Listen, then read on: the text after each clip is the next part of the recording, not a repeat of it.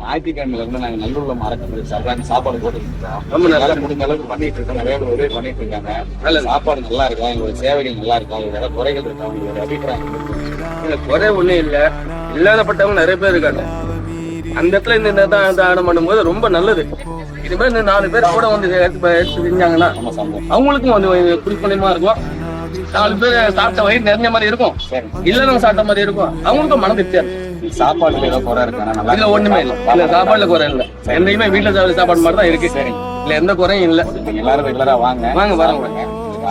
நானும் 4 பேர்த்த சொல்றேன். சரி, எனக்கு தெரிஞ்ச கூட நான் சொல்றேன்.